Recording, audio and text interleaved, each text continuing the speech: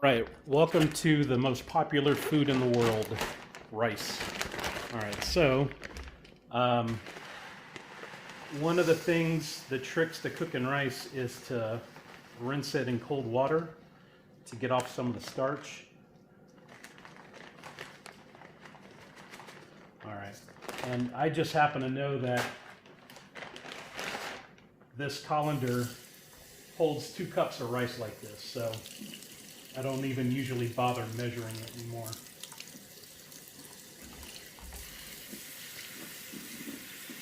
So you can do this in, like, put it in a bowl of rice. I mean, like a bowl, glass bowl or a big bowl, and fill it up with water and swish it around, and then pour it out the side.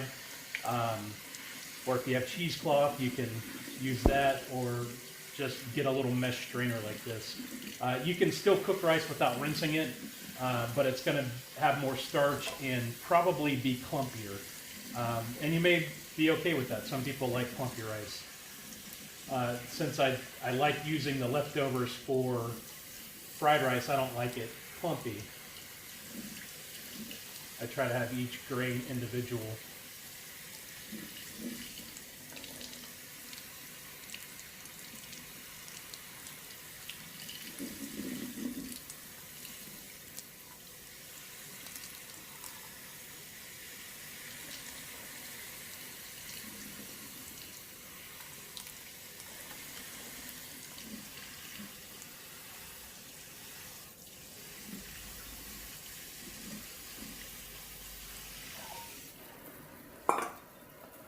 Well, I stupidly forgot to get the pan for the water.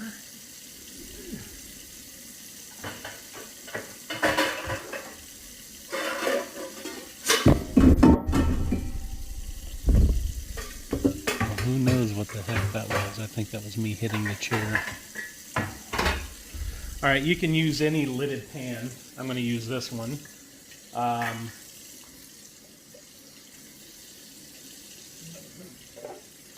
I need 4 cups of water.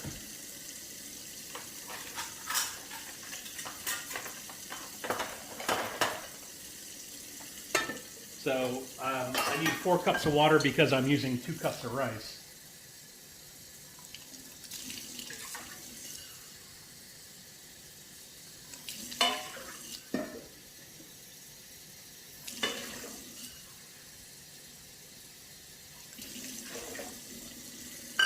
All right, and then we're gonna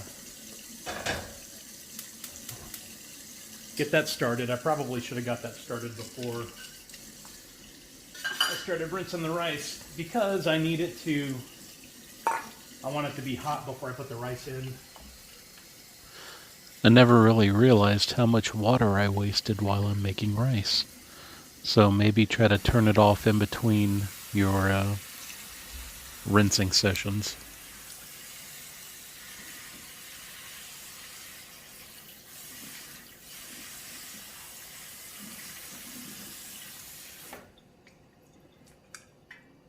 All right, that should be good. Except don't keep your rice that close to your sink, otherwise the bag gets wet. All right, you get to watch a pot boil.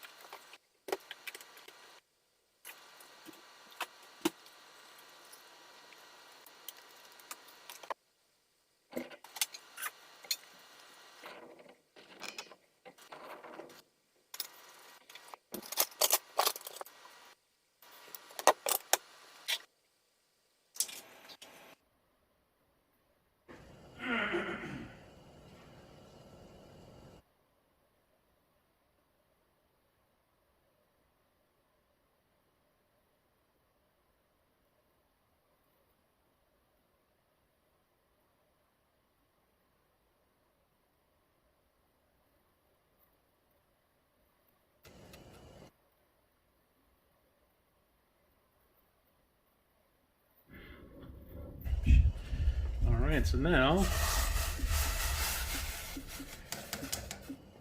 add our rice.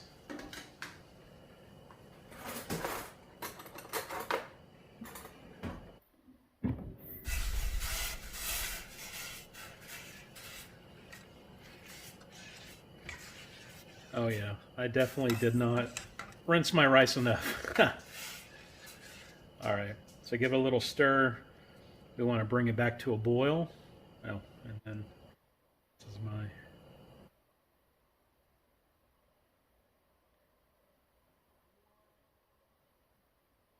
All right, so we're gonna let this come to a boil.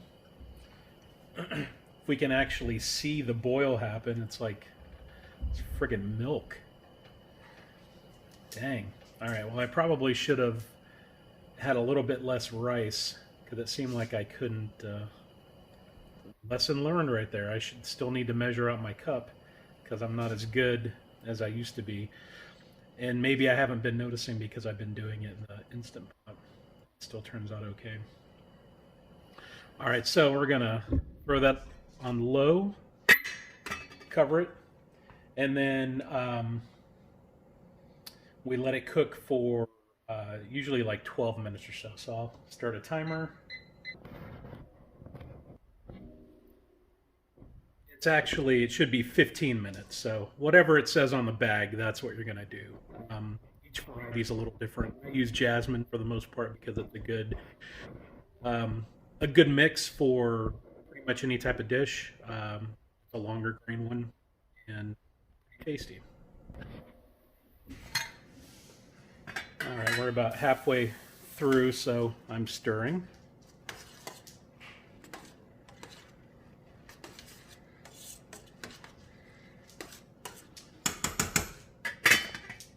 All right, and we'll let it keep cooking. All right, like I said, this burner burns hot, so my stuff was starting to stick. So now I've checked it, but I still don't think it's done yet. I'm gonna try a little piece. Yeah, not quite ready yet, and I probably